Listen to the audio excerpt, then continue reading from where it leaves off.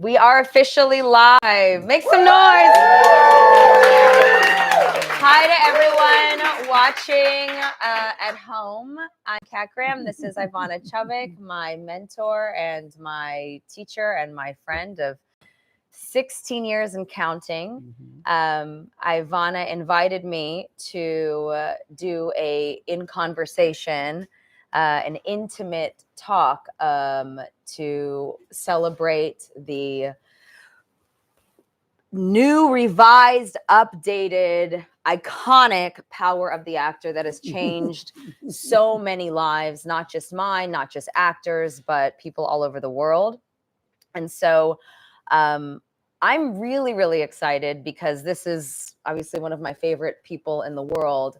But what I'm most excited about is some of the conversations that we have, all of them really, are also private, that this will give you guys more insight into this incredible living legend. So, Ivana, what made you want to bring back Power of the Actor in the new revised edition? Well, what happened was that I was asked, after it was the 20-year anniversary last year, and I was asked, do you have enough stuff to add and create another edition of the book? And I said, do I have a lot of stuff? I have so much stuff. Because through the 20 years that have happened, I've been in workshops all over the world. I've worked with actors and brought many, many careers, actors, writers, and directors from all over the world to places that they didn't think they could get to, and places that they thought was only a dream, that we created the dream and made it a reality out of it by using things that were coming up to me and saying, I have to figure out a solution to be able to make this person be able to authentically play a hitman or a murderer. How do we do that when that person isn't one? Obviously, most actors are not one, we hope. But how to authentically go there from places of like really understanding what is the psychology that makes someone want to go that far into actually destroying someone's life, and also creating a reality that, because the whole concept of the technique is really about how to take pain, insecurities, traumas, fears that normally create shame and self-destruction and defeat, and to rather use that same information to empower your goal with the fuel. The pain is such a powerful fuel to overcome and win with, which means that you have to find the spin. You can take anything and say, this could be the most negative thing that's ever happened to you or the most positive thing that's ever happened to you. So I came up with this, this is one of the new things called energy kills. And energy kills is about, as opposed to killing a human being, because people can't really relate to that. It's like something just can't ever be anything but awful, right? So what I did was I came up with, what can you kill that's an energy that keeps you from resolving something, finding closure in something, finding catharsis in something. For example, I have a very abusive mother who was very violent emotionally and physically, and also very mentally ill. So there was like a lack of ability to understand what her triggers were that would make her all of a sudden beat me so violently, or say, you're stupid and ugly, I wish I never had you, like just awful things. And then also very, very physical. So what I would kill, I wouldn't kill my mother as, like, say, a substitution. I would kill the energy of her voice on my shoulder that tells me I'm not good enough to love. Oh, I see. And so that means that when I kill that person, I'm killing that energy that stops me from being able to make choices that are very self-destructive. So that's just like one of the new things that people are going to find in the book. But before we get into this, because there's more. I know there is, but I want people to. A couple more things. Okay. So the old book. Y'all are so lucky. Y'all are so lucky. Y'all are getting the whole class. Go ahead. Okay. But that's one of the things. Okay, so the other thing is addictions. In the other book, the original book, it's 5. I have 25 in the new one. What it is, and what the addiction is, what the person who's an addict to that particular thing, what it is solving for them. Again, a positive. So finding, like, there's all kinds of things of new, like emotional diaries, Yeah. informational emotional Now diaries. it's 30 30 pages, but it pages. was a half a page before. So with examples, it's there's just so much active listening, how to actively listen, how to do Uh-huh. 3 or more person scenes, Mm-hmm. and like really um, be able to be present in a way that makes the story furthers the story. There's just so much new stuff So in much there, new stuff. so much new stuff. I have to say, because I want people to have, when I first, so I got up this morning, 3 a.m. in Canada, to get on a flight She was to shooting come. a movie. I'm shooting a movie. Thanks to her, I have not stopped.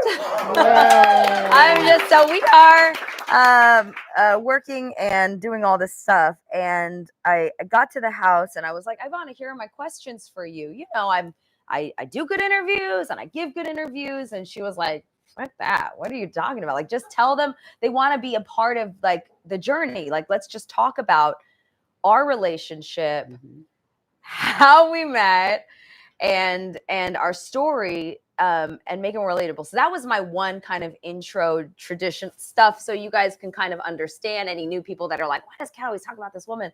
So that was the first question, was the very kind of politically correct interview question. Now that that's out of the way, Gone. When I guess it was 2009, there was an actor who I became really close with, Ian, who had a book he would carry around with him like a Bible, called The Power of the Actor. And I was obviously aware of the book a little bit, but, I didn't, it's like the Stanislavskis or or Michael Caine or like Stan Allen. I don't know that these people are alive. I just thought it was just like one of these classic acting books or whatever. And he's like, yeah, this is my coach. I was like, that's your coach? Amazing. And I was like, can I meet her? And he was like, I don't know. He was busy, didn't really, whatever. But this book was like, he was like, just read the book. So I got my own and I read the book. And this is before I'd even met her. And I read the book page by page and cover to cover. And I was I was having some trouble first season with the show, to say the least. And talking about Vampire Diaries, right? If you hadn't heard of it. And I was like, I'm just going to read the book because I kind of am alone on an island out here and I don't know what's working and what's not. And basically, long story short, my grandmother in real life passed away, and I buried her. We had her funeral and buried her. And the day after, I had to shoot a scene where my grandmother died. I didn't know Ivana at that point, but all I had was her book. And I was like, well, if I'm ever going to try it, to do this substitution thing, this would be the moment. And it was my breakthrough. And I hadn't even met her yet. And after that, I mean, the crew clapped. They'd never given me, I wouldn't say the time of day before, but it was, you guys know that feeling. You feel it in the room. My grandmother was there. When a crew does. When a crew claps. You always trust the crew. You always trust the crew. Because they tell the truth, because they don't need to lie. Right. So then after that, I was like, I have to meet her. Ian ain't introducing me. I don't care. I'm gonna find a way. My ex at the time knew the guy that was working the door at one of her Christmas parties. No, for real. Y'all, this is some savage stuff. No, but it's also I was famous for my Christmas in February. In February. It's always in February. In February, I was on episode 6 of the show, or 6 or 7 of the show. I was right in the middle of filming, and I was like, you got to sneak me in. I was underage, so he had to sneak me in. And he he knew the bouncer or whatever. I literally snuck in. And I see her. And at that point, I was notoriously bad at continuity. And continuity, for anyone who's watching who isn't a part of film and TV, it's when you have to do the same thing over and over in the exact same way so it makes sense in the cut. I was terrible at it, but I do remember exactly where Ivana was standing. Mm. And I was like, oh my God, I'm about to run up on this lady. And she was there talking to a guy, and she was literally behind a velvet rope. And I didn't put it there. she didn't put it there, but she had, she's VIP. And I'm this like scraggly, nobody knows me. I'm a nothing from like, I'm about to probably be killed off this show. No one knew who I was. No one, paid me the time of day. I was still pretty broke. And I just hopped over that. I'm like, I don't care. Like, this is my shot. Let's see how this woman is in real life. And I'm just going to tell her. I really want to work with her. She says she remembers your first impression of me and what you said to me. I don't remember, because as soon as she looked at me, everything kind of slowed down. And it was that moment where like my life completely changed. But you want to? Yeah, go ahead. Because she said, you don't know me. And I snuck in, but I really want to study with you. And waiting for me to say, because I saw your face going, she's going to say no. And I thought, and I said, the tenacity that you had, the to just show up and do that, that's the kind of people I love. Really? I was like, she's going to kick me out of her party, this exclusive thing. Is what's important is the point of this. Is the idea is like I always tell people to be proactive. You want something, go after it. Don't wait for someone to knock on your door. Don't wait for your agent to call. Don't wait to get the best agent. It's like, because you have to be proactive in getting what you want. And that to me is a story of a person who she was yet for people to know who she was. The show had just been shooting. They hadn't aired yet. And, that's right. And so, so there was like that she couldn't pull that card. But what I loved about there were no cards to be pulled, y'all. Like no cards. But it didn't matter, because what the card that I respect is the proactive nature of what you did. And you didn't let anything get in your way. And I said, that is why I want to work with you. That's exactly what I said to you. Yeah. And so she gave me her number, and I called her and I was like, hey, I'm ready to start immediately. And 16 years later, we have worked on every single thing together, every single thing. And talking about like, coaching and training and the importance of it, because there were some moments where I didn't necessarily love the script, and I was like, or we'd be working so hard and spending so much time and hours and days, sometimes on one episode, and I would be like, no one's gonna see this. I'm barely in this episode. I only have a line here, a line there, and I would kind of beat myself up about it. And you, this is what the point is. It's like she was being written as a victim, right? And so, in order for people to want to write more for you, because you kind of, a lot of actors say, well, they're not writing for me, so I'm not going to do the work. That's not what you did. But the thing is, they write for you when you give them something to write about. Right. And so what we did was we started empowering your choices, even though it was victim on the page. Right. Because remember, you could spin anything to make it a positive. And the book and the technique teaches you how to do that. Yeah. And that's actually in our story is in the new edition, which is crazy to me. Like this 16 years later, it's wild. But it's like the story about how he changed being written as a victim. I always call it taking the victim out of playing a victim. Right. Because and so finding the strength in it, finding the lesson, the life lesson. And you used to tell me. Yeah, but more importantly is finding the catharsis from the pain of this character that we then personalize to make whatever you're presently going through, finding your answers through your art. Right. And so it became profoundly raw and present. And that's what everybody's always looking for, is that dynamic reality, because it's easy to be honest. It's hard to be proactive. We watch the driver. We don't watch the passenger. So we are driving. It's ways to get over and to try to transcend all the things that were happening to your character that were we're pushing her down, we're oppressing her, Mm-hmm. and and finding ways that people would cheer you on to say you can do this, you can do this Mm-hmm. because you had that. And what we did is as our inner monologue Yeah. that I'm not going to let you take me down. Right. I'm going to win in spite of and Yeah. because of you. And we had the same character overall objective from the first episode we worked on together, 100 and something episodes later. Mhm. Character had the And same. what was it? The objective was To be- I need to get my power back. Yeah. I need to Because get my power back. you And get- so if you watch all the Bonnie stuff from like season 1 to It's really to so the finale, impressive. it's literally the exact same, no matter what she was going through, no matter what But storylines they they started had. writing you But they started stronger. writing me stronger. Mhm. But you know, as an actor, especially as an actress or an artist, you have all these like insecurities. And you know, she would always say, you never know who's watching, just keep doing the work, keep doing the work. And all I cared about was being great. I did, and I stopped caring about how anyone felt about it, because I was working through my truth. I was working through my stuff with my mom, my dad, my brother, you name it. So it became such a joy and such a release for me.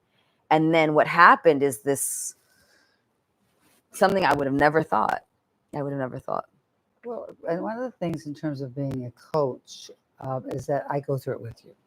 So it's Oh, not yeah. just like let's talk and be open about things. I think the whole idea is that I say me too a lot. And Yeah. me too, that reminds me of, you know, your mother is Yeah. like my mother, Yeah. you know, Yeah. and you know, and there's different people that are part of your life that reminds me of different people in part of my Yeah. life, Yeah. or circumstances or situations.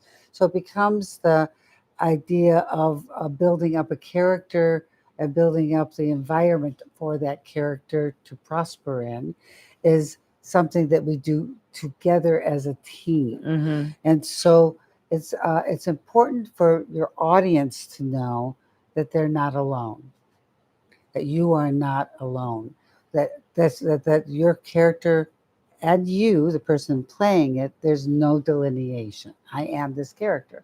So the people who are watching you are going like that person is going through the same things Mm-hmm. that I'm going through, Mm-hmm. but I'm shamed by it. Mm. I'm doing self-destructive things because of but this character is not. This person is finding their way. They're being beat up, but they're not letting it take them down. They're being pushed, oppressed, but they're not letting that stop them. And so they're watching someone going like a rooting section. It's like, we want you to win. We want you to overcome because you're doing that for us because they're relating. Mm-hmm. And I always tell actors, writers, and directors, you've got to apply your art from a place that's relatable to humanity, not to your culture, because culture is just the how we negotiate life via anthropological issues. But this whole technique is based on science. You know, science of psychology. Why? Why do people do the things they do? Mm. Good and bad. Mm-hmm. I mean, you helped me understand villains, like a good villain, and they have justified objectives. And I didn't know that before you. And the best villains, whether it's Joker or whoever, you know, you really want them to win. The best villains you want to win in some weird way. It's not weird. It's because what they're doing is they're reacting in a way that they're trying to solve their problems. So you look at Silence of the Lambs, for example, Mm-hmm. and what you have is a person who has screaming lambs in their head, Hannibal Lecter. Then you have Clarice, who also has screaming lambs in their head. They're both trying to solve the problem of getting rid of the metaphor of the screaming lambs in their head. But one is doing pro-law, one's doing anti-law. That's the same coin. Mm. So there's a commonality of pain. Mm-hmm. And together as a team, they're creating this friendship that is allowing them to find a solution, an ultimate catharsis. And the characters' journeys and the personalizations make it also true in terms of their own life. It does bleed into your own life because Mhm. it's based in behavioral science, Mhm. psychology, and cultural anthropology. Science is hard and fast. You can count on it. Well, And yeah. speaking of pain, let's talk about owning your pain. Because when we first started working together, I was not interested in necessarily owning my pain. I didn't just jump. I was devoted to her from the beginning. But in terms of looking at my life, honestly, I wasn't all the way ready to do it. I could deal with something as simple as understanding the pain of loss of my grandmother, but actually looking at deeper things, the abuse from my father, my own mom's illnesses, my brother, the addiction issues. I wasn't ready to necessarily face those. And so when we would sit down together, I'd be like, I'm good. I had a great childhood. Everything was great. Let's go to the next scene. This is fantastic. And she was not taking any of that shit. So do you remember what was like the turn for me where you got me to wake up and actually accept my pain and not be so scared of it? Because that's a huge thing for people to be able to actually look at the heartbreak and loss of their life and actually have accountability for it and say, I went through this. Well, one of the things is that everybody's different in opening them up. So, not ev- I. There's ways to deal with each person and their particular issues. In your case, it was uh, you thought if you admitted to the things that really happened to you, that it would break you somehow. And so I said, not only will not break you, but you'll find that it will lighten your load. A lot you're carrying, and it becomes like um, it starts to fester inside your system. Mm. And so things you don't deal with, I mean, again, this is science, they fester inside your system. And so as an artist, you have someplace to put it. Mm-hmm. So this is great. As an artist, you can apply those things into the work that allows you to funnel it to make it a beautiful picture as Mm-hmm. opposed to self-destructing from it or feeling that it's going to cause you breakage. Mm-hmm. So with explaining that this is going to make you so much more dynamic. Like this is when you said, when I said, well, what really happened, and I'd ask you a question, and the questions would get reveal the answers, but that doesn't bother me anymore. And I said, well, I'm hearing a lot of emotion when you say it doesn't bother you anymore. So clearly that's not the case. Right. So, but here's the thing: it's like when you say it, when you are able to say it, I just feel I'm looking at you. You feel lighter, Yeah. and you feel like, and the fact that you have um, to create a more dynamic end result. We Mm-hmm. want to be dynamic. We want to be extraordinary. We don't want to be ordinary. Mm-hmm. If we and we could, everybody denies their stuff. That's just what people do because it feels like your conscious mind helps you to be able to say, if I deal with this stuff, then I will have to admit some kind of being a loser, being somebody who deserved some of that awful stuff that happened to you. But you're working from this place of this technique, which is based on really trying to say, this is embrace your flaws, embrace the thing. You can't change the past, but you can use it and see it differently. I always say like pain like equals prosperity in some way, Mm. spiritually, emotionally, and oftentimes actually, because we do more when we are threatened. We do more when we feel like we need to change really horrible circumstances. We are much more, we're driven, we're fueled by to being proactive. And we always like to watch the journey of a winner.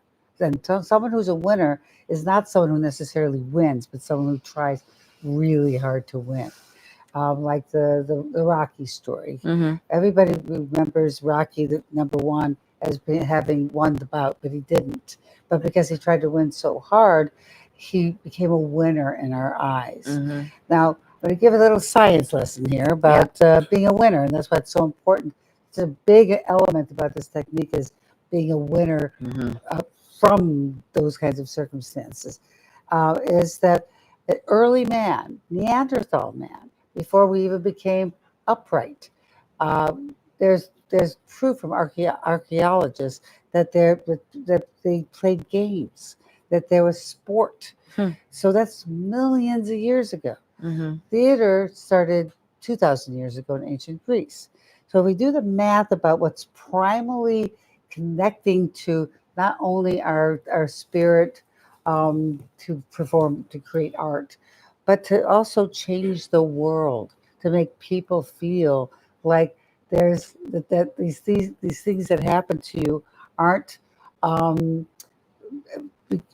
for naught. It's like it really is part of the human journey. And the people that we respect, that we look up to, that become our mentors, that become our leaders of the world, Mhm. are people that utilize that stuff to say to say that I am going to be a stronger, more empowered Mhm. person, and ultimately a winner Right. because of it. Right. And it parallels your life as, the character, but also as a person, right? Because Mm. a lot of people, a lot of my audience is like a lot of young girls, and they're just like, looking for themselves. And I think they But ask you, me, but yes, you have a lot of young girl audience. they're young and they're trying to find themselves. And I'm always just like, read Power of the Actor. But they're like, I'm not an actor. I'm like, doesn't matter. It really doesn't matter. It's about finding your voice and owning the things that make you Mm. different, owning the things that you're insecure about, owning, like really owning it like a flag. And But it's not. We have to be careful. People say like owning it and then sitting in it. They don't no, you want to don't sit want in to, you it. don't We want want to indulge in your pain and woe is me, because then you go and you fall into victim. exactly. And so the thing is, we wanted to be able to own it in a different way. We're owning it as our it's fuel. Just think of it as fuel. It Mm-hmm. makes. It's like I always say. Sadness digs a hole. Anger Yeah. moves mountains, and so the fuel that makes us angry that this happened um, pushes us to do things that I didn't know I was going to ever do that. I didn't know I had the power to do that. Like the mother that has a baby underneath the car has the strength to lift that car up Mm-hmm. because she has that anger and that passion to save her child's life. And that's what we want to duplicate for the world. Mm-hmm. And in order for us to do that, we have to take things that are that powerful, Mm-hmm. like saving your baby's life. Right. And how do we do that? It's a 12-step system in Yeah. the book on how to do Yeah. that with lots and lots and lots of formulas, like formulas, literal Yeah. formulas that you would follow, Yeah. and be able to feel what it feels like Yeah. to be stoned, Yeah. or how to feel like you're being pregnant. Yeah, I Like, mean, it's so, and there's so much in the book. Like I remember, I like, even like you look at Love in the Villa. When I'm drunk, we did the drunk exercise for that scene, and like Netflix loved that scene. It became one of the most famous scenes.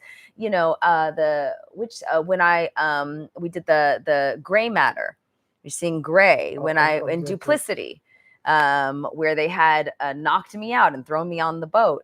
there's Um, exercise and in the book on how to play and we're just, being yeah, it's unconscious. literally like technique after technique after technique after technique, number one after number one after number one after number one. And that's what we do. So but people have asked me, because a lot, most everyone that knows me knows my process, and they've been like, what did you do differently when you played Diana Ross versus when you did Bonnie or whatever? And I'm like, it's the same. They're like, what's your process? I'm like, it's the same process for every single project film. So what we're doing is the um, we're taking her fraction of what that character would be and turning it into a whole, so it Right. could become a total character. Right. Because we're not just always just being Cat. What we're No. doing is saying we have a lot of different people inside of us, and so it's up to us to like figure out like the villain in us, Mm-hmm. the hero in us, the saint in us, the person who would want, like in all career moves, like whatever character you play what they do for a living defines you too, and you're constantly pulling out all these like pieces that are like defined this way, and then you're creating a whole out of it. Mhm. Um, I know we were going to get to some questions, but I think I'd like to talk about Yeah. something else, Okay. which I never talk about, and I'd like to talk about here. Okay. Um, but playing mental illness, which is pretty much what most of the characters you're going to be playing, is some version of mental illness that they have. Yeah. And so people always struggle with that. And I find that the easiest way to deal with this, and I figured this out. My father was a lawyer, but he decided at some point when I was about 13 years old that he wanted to be a psychiatrist. And so he had these books that were case histories of different like bipolar, schizophrenia, like all these different like case histories of what the symptoms were, what caused them, these kinds of things. And so I thought I was very fascinated by this book, and I every mental illness I'm going, I have that one. Next one, I have that one too. That one as well. Mhm. So through the whole book, I determined at 13 years old I was one very screwed up person. Okay, because I had every mental illness known to man, or at least was written in this book, Mhm. right? Mhm. As a textbook. And I realized a couple of years later, as I was old enough to understand people a little bit better than a 13-year-old does, Yeah. that we all have everything inside of us, but in small amounts. Mhm. But what makes it a disease is because it's large amounts. Mm. And so that to me is really interesting. And the idea is that you just have to tackle that little amount that's in all of you, whatever the mental illness Mhm. is of that particular person. And you create a whole out of the fraction and turn it into a whole. And you will be able to relate to it because the whole concept of mental illness is that you have it in amounts that are untenable to deal with I because love we it. have all the little amounts. And so I'd like to just say that we have so many people inside of us that needs to be explored. I tell people all the time that you need to be a detective in your work. Look at your characters like you would forensically. See what they are and who they are in today's world, how they operate, what they do for a living, how they deal with their relationships, what fears that they seem to are tackling and seem to they're trying to overcome. All these things you have to figure out, like where did that come from? What happened in their childhood that came in terms of the character first, then personalizations, what happened to that character that created the end result? That's Mhm. called profiling. Mhm. And the science of profiling Mhm. is forensic. It's Mhm. very forensic. And Mhm. basically, this technique is very, very much based in Mhm. forensics. And so, when you're doing your detective work, you put your detective hat on, you explore and you learn more about it. I call it the Google machine does a lot of stuff for you, and Mhm. you can learn a lot from just trying to figure out some of the basis of why that person um, does whatever that they do, and then you can also glean, make some decisions based on this. 2 plus 2 could possibly equal that 4, Mhm. given someone who's is horrified of I'll just use my example from me. I You can use so my examples well. if you need to. This was it's the one I came up with. I'm just going Okay. to say No. I'm so terrified of cockroaches, but that's Really? yeah because I have a phobia about it. I mean, I see I one like didn't see. I didn't know that. You learned something new. and that came from my mother being a hoarder, and All right. so I lived with so many cockroaches. I'd wake up with cockroaches on me. We turn on the light when we come home from like going out to dinner or whatever, and there'd be thousands of cockroaches Oh my lining the God. wall. So like just thinking about it, so it's like so the thing is like where did it come from? There, da, okay. But these are characters that someone else has written. Now you have to then take Yeah. what would have caused that for that person, Right. and then when you get into personalizations, then you duplicate it from your own life. Yeah. Let's Brilliant. I think we're gonna like forego the questions. Wait, I have one more One- one- question okay, because what- I just mine that I asked. It Okay. wasn't written in my notes, but I want to talk about, and then we'll go to questions. No, we're not gonna do that. We're not going to do the thing. But no, because it's getting too long now. It is. Yeah, they did the motion. Oh, they did the motion. I'm not even paying attention to y'all. I'm sorry. Because, I have one more question though. okay, This is for me. No, I gotta ask it. I gotta ask it. no, I want you to. The art of Please letting. ask that The question. art of If she doesn't ask letting. that question, I'll No, be very this pissed is. off. I get to. This is very selfish for me. I want for you to talk about, Mhm. because we would have these like intense. I've done the emotional diary. I've done all of the character backstory. I've done every single Mhm. technique. I've broken it down to a science, Mhm. forensically. We've looked at scenes each way, sideways, forward, every way you can look at it. We've done it. And then she says to me, "Now let it go." Okay, Let's talk about the art of now let it go. Just step 12. Let it go. Let's talk about 12. Everywhere in the world I go, they said that's the hardest one to do. It is I just got chills. It is the hardest Mhm. one to do. And I'll tell you why. So I'm on set and I have to do some stuff about my late brother who was murdered. That's the substitution that I'm using for this character scene. And I don't want to let it go because I'm worried that I'm not going to represent my brother or my sadness about him the right way. I'm like, I got to hold on to it. I got to hold on to it. This is how I felt. This is how I did. This is how I did.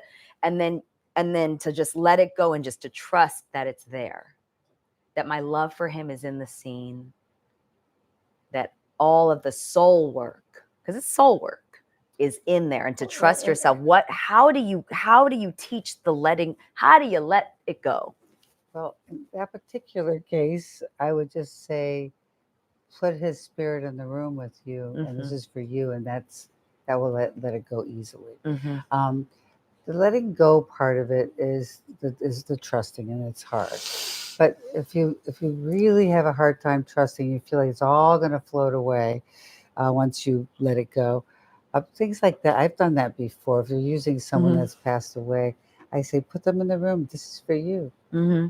And it just all these really cool things happen to Mhm. you because Mhm. you now are expressing something Yeah. that's with uh, the spirit of someone that you never got to say goodbye to. Mm-hmm.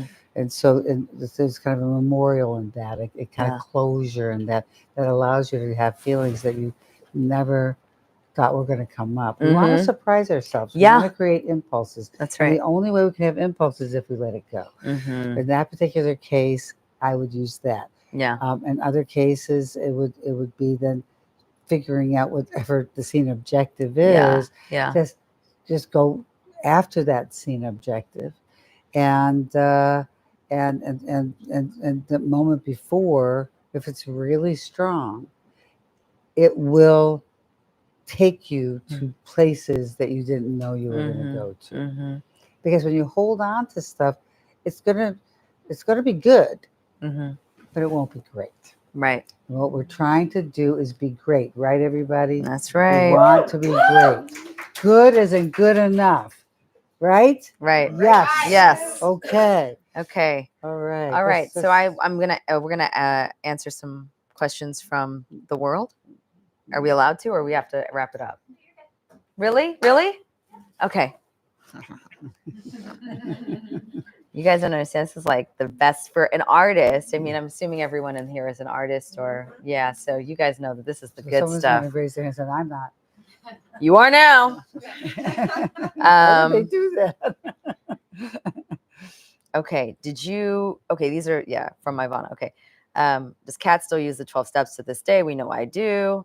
Ivana, as a pro, what's it like seeing me progress through the years? You don't have to answer that. How important I is feel like a proud mama. I feel like a proud mother. I really do. People always ask me when someone wins an Oscar or says my name or whatever, and all the things that they can conceivably say, that I feel like a proud mother. Yeah. And so it's not like I'm taking it in and going, aren't I great? What I do is I think about you as my child. Yeah. So Yeah. it's It's like it's more coming from a place of just utter pride, and That's also nice. very important because my mother was never proud of me. My father would never express pride in me. It's such an important thing for me to give it to other people because Mhm. I get it back then. Yeah. Mhm. Yeah. I have her initials tattooed on my ankle. Don't make it weird. We did it together, okay? I thought she was, in my defense, I thought she was going to get my initials on her. But it was her birthday and we just decided and we were tired. We went to go eat after. So it was just me. So funny. Okay. How do you take someone with absolutely no experience in acting and turn them into, it's a successful actor, but there's so many definitions of what makes someone successful. For me, just being a good actor makes me feel successful. But to some people, Well, I think basically the person's asking, where do I begin? where do I begin? Yeah. Where do I begin? Everybody has to begin somewhere, So the whole thing is like you don't start off being great. You have to study. The answer is study, Study, study, study, study, study. and more study. Add more study. Okay, and then also make bold choices in the choices that you make, because bold choices equal the being more behavioral, being more physical in your work. But it also means being more bold in making inner choices that are scary to look at. Because when you face down your fears, you become fearless. Mm, So that's one of the reasons why people don't open up so easily, yeah. because they're afraid. Yeah. And so, but if you once I help people realize through talking about it that they not only feel better, they feel relieved. Mm-hmm. They feel that there's a release and a relief that comes from it. So it's like it actually is a very powerful way to heal. Yeah. P.S. Wacher wrote on Instagram, is it always a losing objective if you actually don't get it? Well, it's you have to make an objective that you do in some form get it. So because we don't want to play losers, we want to play winners. So Mm-hmm. so even if you die at the end of your journey, you have to think about why is it that I needed to get an energy kill, die, Mm-hmm. because that part of me, like I had a girl who used because of the energy kills. It's like if someone kills you, what is it you want to have killed inside of you? She had so much fear. Like she made so many decisions from fear. So the person that gave it to her was her mother, who made all these decisions from fear. So if she had her mother kill that off and her the one who gave it to her, she could release herself from it. Mm-hmm. And so she did that in this play she was doing, used that, and she ended up starting to tackle those fears because she had a fear of men being in her life. She had a fear of like just even going after her dreams. And she ended up booking jobs and getting a boyfriend, and I think they're about to have a baby. Wow. So it's like she was able to get through this by utilizing, Mm-hmm. those things. And so it's like the whole thing about bold choices and study, work ethic. It's like all the people that have Mm-hmm. worked with that have become like major players and award winners. That's the recipe. Yeah. That is And the sometimes it's recipe. not the choice is not necessarily what you think it's going to be, because I'll have an idea, I'll do the inner work before I come to Ivana. I'll be like, oh, I thought of this. And she'll be like, I know when it's going to be really good, because she'll be like, I don't know why I thought of this, but, and then I know, and I'll just she was like, I thought about this person for this. It totally works. But it's sometimes not who you think it is, or why you think it is. In terms of the book will teach you how to do emotional diaries. It Right. helps you figure out The subconscious, the subconscious and the automatic writing. Yeah. Can you talk just a little bit about emotional diaries? Get the book. Get the book. That's how you gotta get It's the book. really complicated. And my last question, I'll open it up to y'all. I won't be selfish. I No, promise. This is my last. Okay. And then No. I have to talk about Legend Land. Let's talk about Legend Land. Okay. Let's talk about what you want people to take away from the okay. Chubbuck technique 100 years from now. Okay.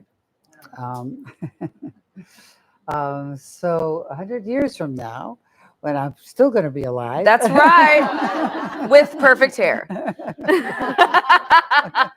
I just want people to always feel that something that I needed to figure out, which I did figure out around 50 years old, and I want people to figure out way earlier, which is your flaws, your insecurities, your fears is what makes you special.